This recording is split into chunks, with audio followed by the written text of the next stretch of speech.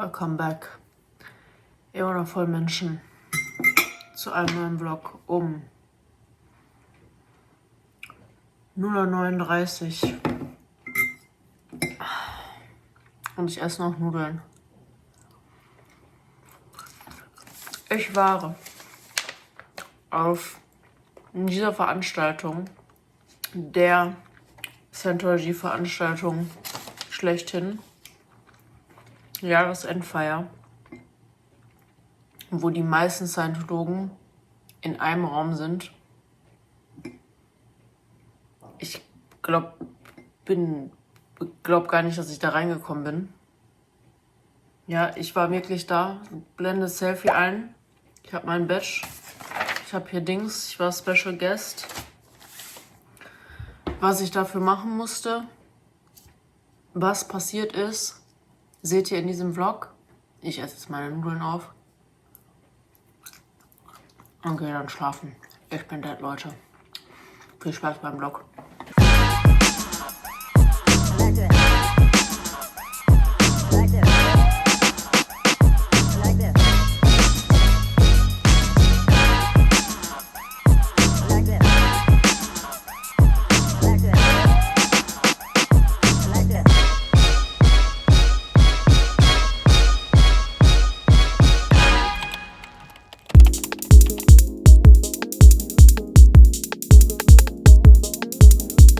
Ich kann euch ja jetzt nicht, oder ich konnte euch ja nicht mitnehmen. Ich konnte ja nicht filmen bei der Jahresabschlussveranstaltung der Scientologen. Also ich konnte nicht live vloggen.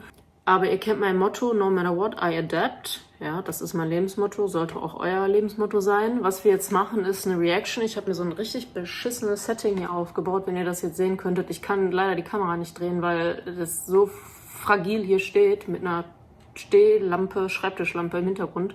Ich musste auch das hier hinstellen. Rechte Seite, linke Seite ist meine gute Seite, aber für euch zeige ich auch meine schlechte Seite in die Kamera, kein Problem.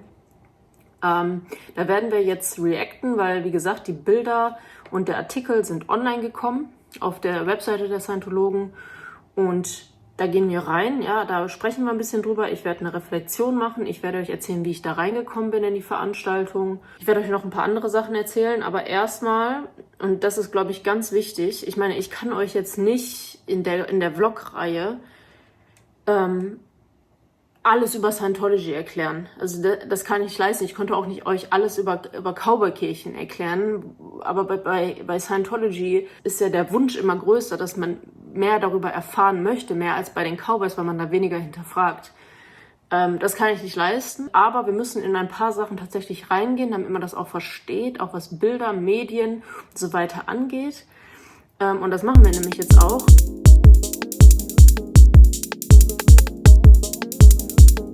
So, was man jetzt wissen muss bei Scientology, ja, und zwar unterscheidet Scientology zwischen dem analytischen und dem reaktiven Verstand, ja.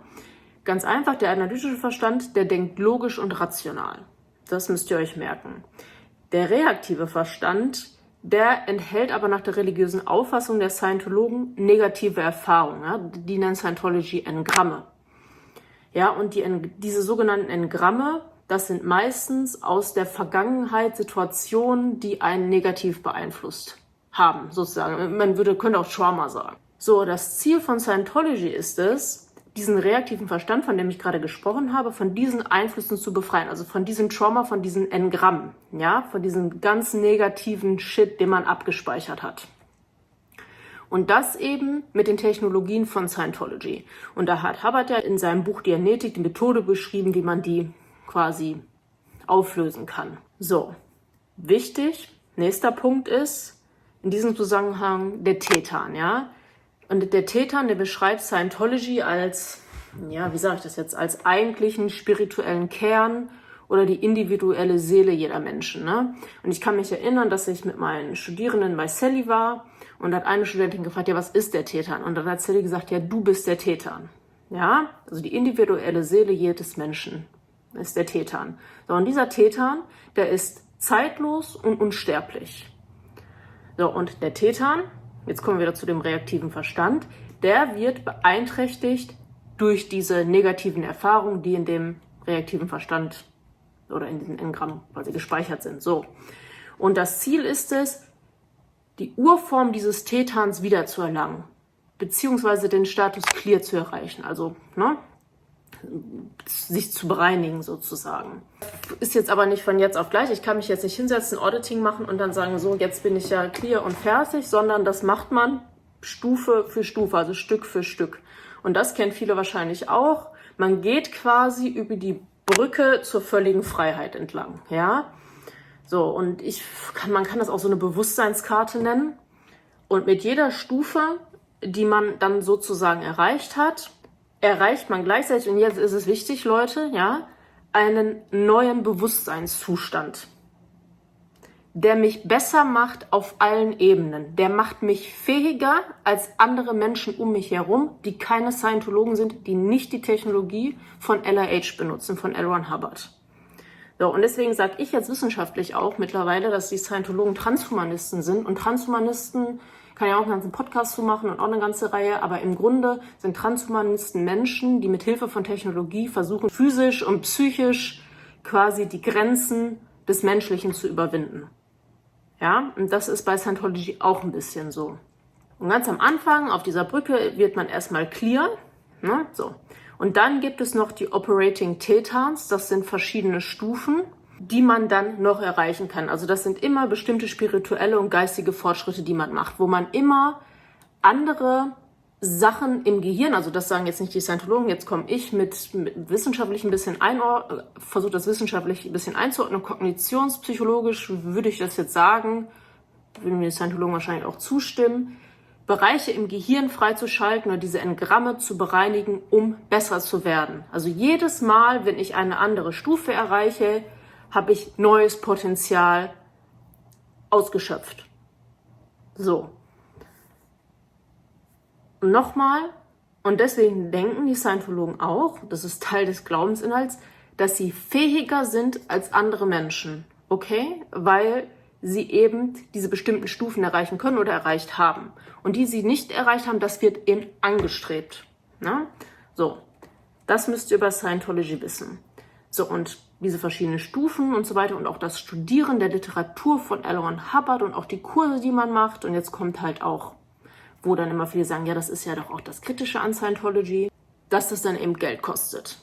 Ja, so, das ist die Kritik daran. Daran muss man aber verstehen, dass bei Scientology Erfolg, und das schließt auch Geld mit ein, Teil der Glaubensvorstellung ist, ich möchte erfolgreich sein, ich möchte das erreichen, was andere nicht erreichen, mit der Technik von Scientology.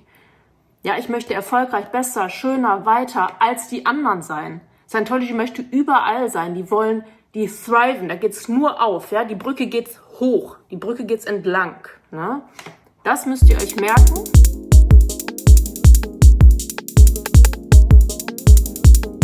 So, wir gehen jetzt hier mal auf diese besagte Veranstaltung,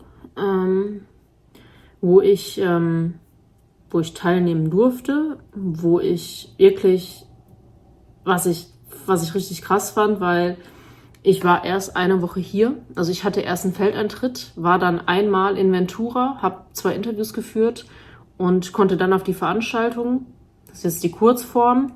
Man muss natürlich wissen, dass ich vorher, ich pflege ja meine Kontakte mit Scientology sehr gut. Also ich, wie gesagt, guck das erste Video. Bin ja seit 2 Jahren in Kontakt auch mit der Church of Scientology in Düsseldorf und Sally hat mir natürlich die Kontakte hier gegeben. Nichtsdestotrotz dürft ihr natürlich nicht vergessen, das ist ein anderes Land. Ne? Ich kann jetzt nicht in Deutschland in eine evangelikalen Kirche gehen, als Beispiel, und dann hier hinkommen nach Amerika und in die andere evangelikale Kirche gehen und sagen, hey, ich war doch in Essen-Schonnebeck, hier in der Freikirche an der Saatbruchstraße. Kennt ihr doch, oder? Dann sagen die auch, klar, Anna, du hast sie nicht mehr alle. Ne? Und das war auch so ein bisschen das Ding, dass ich vom Office of Special Affairs auch hier erstmal freigegeben werden muss. Ja? Die überprüfen mich sozusagen, was natürlich auch in der Vergangenheit, wie gesagt, hier erste Video, guckt das erste Video. Ich glaube auch, das ist meine Einschätzung, dass auch mit den Glaubenssystem von Scientology, ja, wenn einer thrived, größer, weiter, besser und was weiß ich nicht zu werden, ja, und das so wichtig ist, als du glaubst daran, ja, Glauben, wir sprechen von Religion, ich meine das Wort Glauben in Zusammenhang mit Religion, ja, dann ist es für dich wichtig, das, was da stattfindet an dieser Veranstaltung, ist für dich so krass und so essentiell wichtig und bedeutet dir so viel, dass du Fremde da nicht haben möchtest. Ja, das ist nur denen vorbestimmt zu sehen, die das sehen sollen, die Religion praktizieren. Ja, die ihren Teil dazu beigetragen haben, die auch besser, geiler, weiter, größer und so weiter werden wollen. Ganz wichtig, ja. Nicht, also man darf nicht immer einfach dann sagen, ja, das ist einmal alles da so geheim. Und deswegen sind die das und das, deswegen machen die das. Da geht's nur um Geld, da geht's nur um dies. Aber das so einfach ist Religion nicht, weil bei den Cowboys sagt ja auch kein Eier, die reiten da ja nur. Versteht ihr, was ich meine? Dann kann Ceres zumachen, alle ReligionswissenschaftlerInnen und ReligionssoziologInnen können nach Hause gehen, dann können wir kündigen. So einfach ist das nicht. Deswegen versuche ich das so ein bisschen einzuordnen. So. Und das Problem war, dass ich so schnell gar nicht von diesem Office of Special Affairs freigegeben werden konnte, weil ich ja erst eine Woche da war. Sally hat da alles dann gegeben, lange Rede, kurzer Sinn. Ich bin dann wirklich auf den allerletzten Drücker, und das meine ich wirklich. Ich habe um 2:30 hier den Anruf bekommen, wann kannst du in Ventura sein, ich nehme dich mit. Nennen wir sie mal Rachel. Ich so, ja, ich war noch gar nicht duschen, ich war gerade am Strand, keine Ahnung, ich dachte, das klappt gar nicht, ne? Ja, dann habe ich mich wirklich, ich schwöre euch, in 10 Minuten geduscht, in das Auto, 40 Minuten nach Ventura, in ihr Auto mit nassen Haaren umgestiegen, dem pinken Anzug, all den Klamotten und ab dafür nach L.A., in den fettesten Traffic gekommen. L.A. Traffic, andere Story. Hier nochmal ein Bild, so sah ich aus, habe ich ein Foto gemacht. Wusste auch gar nicht, wie es mir geschieht. Ich hatte auch Jetlag und ich war überhaupt nicht, Leute, und das ist jetzt wirklich ungelogen, ich war nicht vorbereitet. Diese Feldforschung, das war wie ein Blindside-Hit im Football, ja, wenn der Quarterback so einen richtigen Hit bekommt in seinem Engel, den er nicht sehen kann, Batz, und dann auch Unnecessary Roughness. So hat mich die Feldforschung gehittet, nicht weil Scientology schlecht ist und keine Ahnung, darum ging's nicht, sondern ich war gar nicht darauf eingestellt. Ich war immer noch bei meinen Cowboys, schön im Mittleren Westen, und gar nicht irgendwie auf dieses kalifornische Feeling hier eingestellt. Und auch dann, als ich die ersten beiden Interviews geführt habe, wie gesagt, das lag nicht an den Scientologen, das lag an mir. Ich war fertig. Ich so, was ist das? Oh mein Gott. Das war für mich, ich kann das gar nicht, ich war nicht prepared dafür. Ne? Und dann dachte ich mir so, ich bin jetzt überrascht, dass meine zweite Fallstudie anders ist als die erste Fallstudie, was ja Teil meiner Diss ist. Aber versteht ihr, was ich meine? Ja, so war das für mich, wie im Film. Ich bin froh, dass ich es dann nachher nochmal real life gucken konnte, weil ich überhaupt irgendwie nur halb da die Sachen auffassen konnte. Aber die Veranstaltung war am Shrine Auditorium.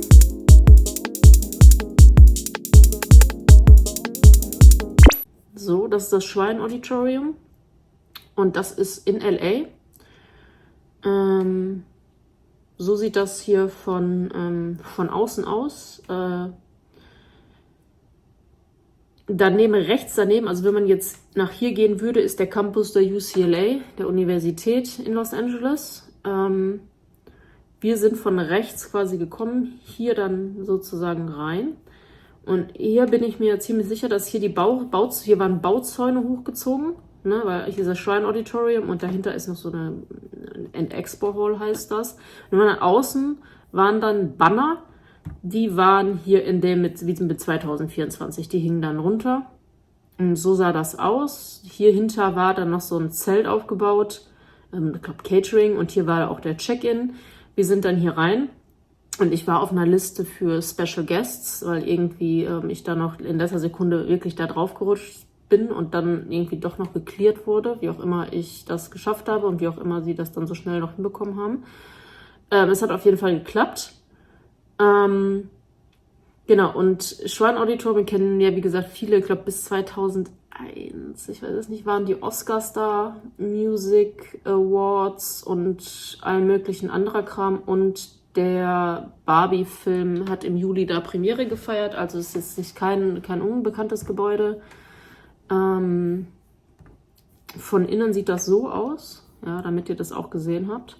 So, hier ist die Bühne, ne? Hier unten saßen dann irgendwo Tom Cruise und John Travolta. Das war nämlich auch das Ding, die Sicherheitsvorkehrungen, da war überall Security, das war auch alles abgesperrt und so. dann da reinzukommen, wenn da die oberen 10.000 da irgendwie von Scientology sitzen. Und witzig ist, dass ungefähr, glaube ich, 6.000 waren da. Ich glaube, in diesem Gebäude waren mehr drin, als Mitglieder in Deutschland überhaupt registriert sind, laut Statista. Und ich saß hier, also alle Special Guests, die saßen hier oben rechts. Hier nochmal eine andere Sicht. Und ihr seht das jetzt, wie das jetzt ist. Und jetzt wird es nämlich gleich spannend. So, dann da rein. Und da waren die alle super fancy angezogen und Louis Vuitton-Tasche und dies, das, Ananas. Ich mit meinem 30 Euro Zara-Anzug, den ich im Sale geschnappt habe. Dieser Anzug takes me places. Der ist echt, der ist legendär. Ich wurde natürlich auch wieder darauf angesprochen. Gute Wahl. Alle lieben diesen Anzug, ich auch. Wie gesagt, da rein. So, und dann ging es halt los, ne?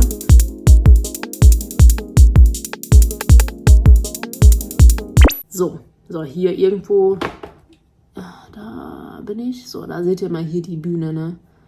Also von dem, da ist sie doch. So sah die aus.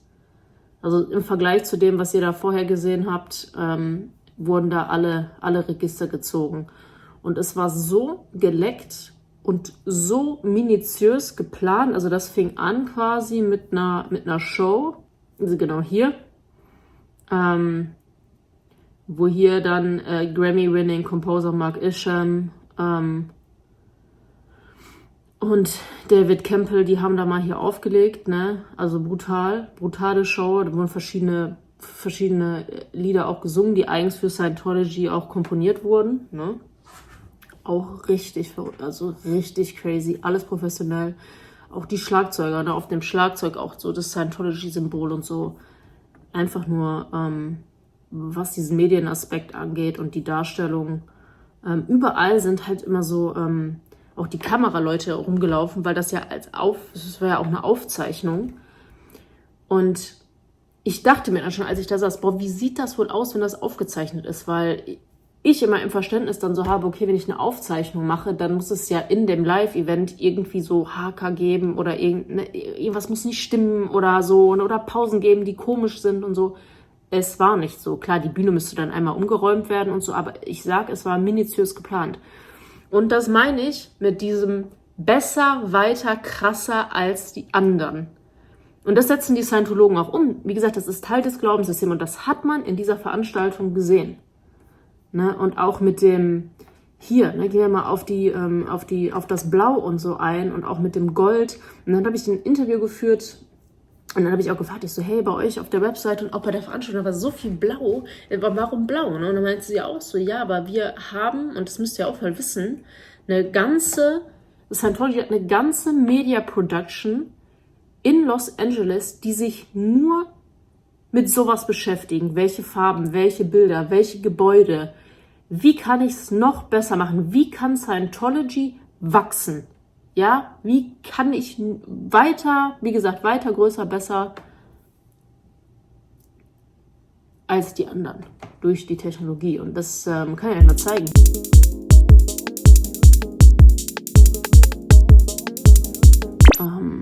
Wo ist es jetzt? Das ist hier Scientology Media Production. Ich will jetzt nicht so viel springen, aber das ist eigentlich interessant. Da könnt ihr mal sehen, wie professionell das ist. Ich lasse den Film jetzt mal da so ein bisschen laufen. Jetzt, genau. So. Zeig doch hier.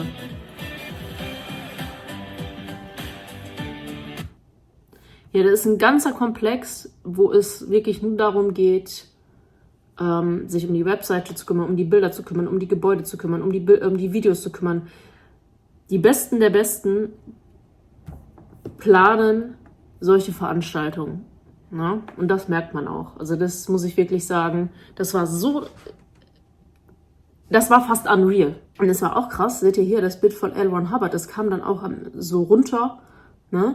Und das ist auch so ein bisschen, was auch dann in einem Interview gesagt wurde, ja, das versichert halt, dass L. Ron Hubbard sozusagen, dass das auch so läuft, wie er sich das vorgestellt hat, ne? Das Bild framet das so ein bisschen, er ist anwesend, ne? Und auch bei dem Blau, nochmal auf dem Blau zurückzukommen, ne? Wie gesagt, auch in einem Interview ja, aber das ist, weil Blau zum Beispiel auch sowas wie so Calmness, also so beruhigend wirkt. Bei Sachen, wo sehr viel Aufmerksamkeit gefordert ist, ist Blau sehr, sehr auf dem Hintergrund, um dann so zu beruhigen. Also ihr seht schon, sehr, sehr, sehr viel Wert wird darauf gelegt. Und auch hier die Fotos, die ja, wo wir jetzt hier mal durchklicken, die natürlich, ne, so High-Angle-Shot und so, dass man auf die Veranstaltung runtergucken kann. Ne? Klar, hier diesen High-Angle-Shot, ja, das macht die Szenerie übersichtlich und so weiter. Ne? Da sind Profis am Werk und das habe ich habe, wie gesagt, 2018 das schon mal analysiert, die Bilder. Und da habe ich auch die ganzen Kameraperspektiven und sowas analysiert. Also das ist alles, das ist crazy. Und jetzt kommt eine Sache, und das ist mir besonders krass aufgefallen.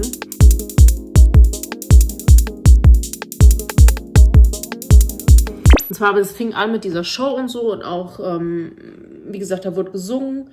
Das ging so ungefähr eine halbe Stunde. Gigantös, muss ich wirklich sagen. So, und dann wurde es aber spannend, weil dann kam, worum es natürlich auch ging, und das seht ihr auch hier, um die Erfolge, die Scientology erzielt hat, sozusagen. Hier 10 Million Volunteer Hours, 3000 Humanitarian Awards, Recognitions, und so weiter und so weiter. Und also ein Teil war auch, das sehen wir jetzt hier unten, ne, was zum Beispiel verschiedene, ja, wie sagt man, Zweige auf der Welt sozusagen für Erfolge erzielt haben. Hier zum Beispiel wäre dann das zum Beispiel Association for Better Living and Education, also ABLE, ne? Das ist eine Organisation, die sich sozusagen um Kriminalität und sowas kümmert. Und diese Erfolge wurden halt gefeiert, ne? Hier World Institute of Scientology Enterprise, da geht es dann sehr viel um Wachstum. Hier geht es um Missionen, Field Groups und so weiter. Das wurde halt gefeiert. Und da wurde jeweils dann immer dazu einzelne Filme gezeigt. Und das ging so 2 Stunden, 2 Stunden 20 oder so, oder 2 Stunden nur dieser Teil, wo diese Erfolge gefeiert wurden und die Leute wirklich ausgeflippt sind, ausgetickt und das frenetisch gefeiert. Das war auch nicht gestaged oder so, ne? Also die sind komplett ausgetickt und haben das gefeiert. Und das war so der Moment, wo ich dann nämlich dachte, weil ich habe das natürlich auch gesehen, aber ich dachte wirklich, und das ist jetzt auch nicht wertend, sondern ich saß dann irgendwann da und dachte mir, boah, okay. Und dann habe ich mich gefragt, okay, das ist eine teilnehmende Beobachtung. Warum finde ich das gerade jetzt langweilig? Warum fühle ich eher so, oder warum denke ich mir eher so, boah, warum bin ich müde? Warum kann ich da schwer folgen? Also warum ist das langweilig? Das war so der erste, man muss das ja, ich reflektiere das ja jetzt. Warum kommt mir das so vor? Ne? Und dann ist mir klar geworden, Leute, und das ist auch ganz wichtig, ich bin auch nicht Teil der Religionsgemeinschaft. Versteht ihr, was ich meine? Diese Erfolge, die Scientology erzielt hat, die sind mir ja nicht, mir liegt da ja nichts dran. Versteht ihr, was ich meine? Ich bin nicht Teil davon. Warum finde ich das jetzt so für mich nicht ansprechend? Und dann dachte ich mir so, ja klar, weil Teil dieser Religion ist, diese Erfolge zu erzielen, zu expandieren, andere besser zu machen, mit der Technologie besser, fähiger als alle anderen. Und wenn du das natürlich erreicht hast, dann feierst du das. Und da ist mir das nochmal klar geworden, wie wichtig das eigentlich für den Glauben ist und wie sehr das auch anderen Religionen ähnelt, wo man dann auch nichts mit anfangen kann. Wenn dann Pastor Steve gepredigt hat, wo ich mir denke, boah, ey, ich weiß auch jetzt nicht, ne, keine Ahnung, ob beim Reiten da jetzt das da gebrannt hat, weil das Moses war oder so. Versteht ihr, was ich meine? Aber das ist ja eine persönliche, ich privat, den Gedanken, den ich habe und das, was wir da machen im Feld, wir müssen das zurückreflektieren auf die Wissenschaft und was das für meine Arbeit bedeutet. Und das war ein ganz, ganz wichtiger Punkt und das war dann für mich, wo ich gesagt habe, ach so, klar, krass, ja. Und das, ihr Lieben, sieht man natürlich auch an der Sprache, weil nicht nur Bilder sind wichtig für Scientology. Hubbard war übrigens selber Fotograf, ne? Der hat Tausende von Bildern gemacht, der hatte Kameras ohne Ende. Da werde ich vielleicht auch nochmal drauf eingehen. Ja, also Bilder ganz, ganz, ganz wichtig. Auch Sprache. Ne? Jetzt kann man hier immer sagen, boah, was reden die so in Superlativen hier? A night to salute another year of unrelenting global expansion, a night to gaze upon infinite tomorrows und so. Und dann würden die Leute sagen, die Bananas im Pyjamas. Aber nein, es ist Teil des Glaubens. Und das muss man wissen. Und das hat für mich diese Veranstaltung gezeigt. Und ich war ja dann nachher auch noch bei der, und dann wirklich am 31.12. und habe mir die Aufzeichnung angeguckt nochmal. Und auch da, es war ja Real Life dann sozusagen, sind die Leute steil gegangen in Ventura. Die haben geklatscht. Die haben sich das Video angeguckt, die so, boah, krass. Und dann hat man im Hintergrund gehört, boah, crazy und keine Ahnung, wow, boah, amazing, bla und so. Das ist ein ganz, ganz wichtiger Punkt, den wir mitnehmen müssen. So, jetzt habe ich mich hier in Rage geredet. Das wird ein längerer Vlog, denke ich mal. Aber Tim, schneid nicht so viel raus. Ich hoffe... Ach, guck mal hier, die Aftershow-Party. Da war ich ja nicht mehr da, weil wir dann zurückfahren mussten. Bin ich da? Ich schwöre doch, das bin ich doch hier. Da. Nee, hier. Irgendwo pink. Wer mich pink sieht, wenn meine Studierenden mich finden in einem pinken Anzug, dann müssen die keine Diskussionsfragen im nächsten Seminar einreichen. So, in diesem Sinne, Leute, es hat mir sehr viel Freude bereitet. Wir sehen uns im nächsten Vlog wieder. Macht's gut. Ciao, ciao.